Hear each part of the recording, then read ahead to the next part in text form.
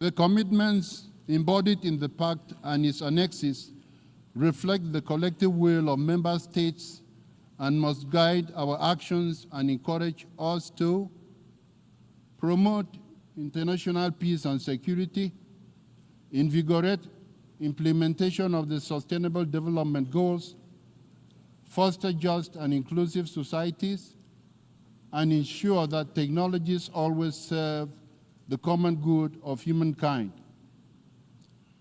We must move forward together in a spirit of solidarity and multilateral cooperation. As you can see, world leaders are, on the surface at least, committed to this vision.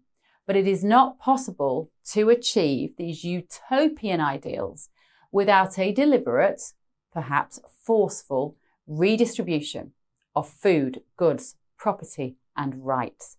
Just like good old-fashioned communism, the ambition for equal outcome for everyone always results in the very rich getting supremely richer, the very poor perhaps being lifted up a little, but the billions in the middle getting colder, poorer, hungrier, and enslaved within their digital prison. Just as communism was never really about equality, this new version, which is deceptively called stakeholder capitalism, is not about equality either. This is Klaus Schwab's "you will own nothing and you will be happy" mantra. No, you won't. You'll be miserable, you'll be weak, you'll be obedient, but hopefully sufficiently angry to try and break free.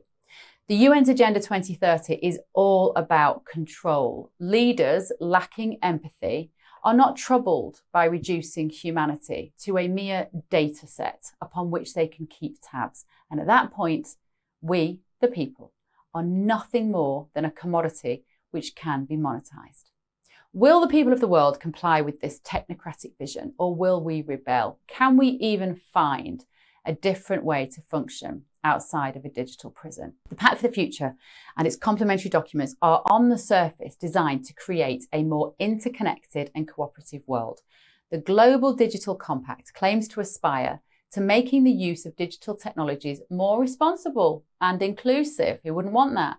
They claim that they are concerned about digital privacy, cybersecurity, and the digital divide.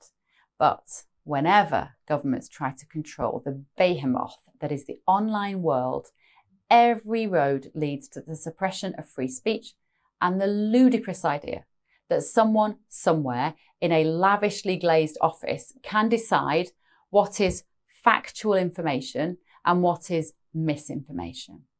The Declaration on Future Generations cleverly ramps up the guilt.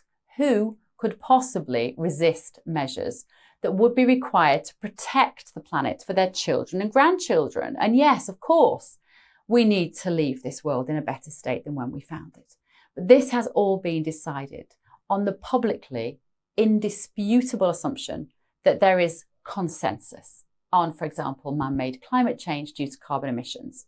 Because 21st century challenges require 21st century solutions, frameworks that are networked and inclusive, and that draw on the expertise of all of humanity. I called for this summit because our world is heading off the rails, and we need tough decisions to get back on track. UN Secretary General Antonio Guterres has been a strong advocate for these initiatives.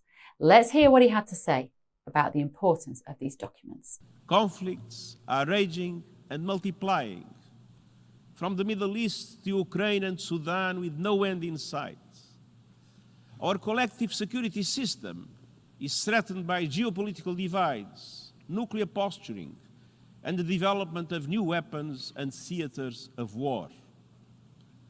Resources that could bring opportunities and hope are invested in death and destruction.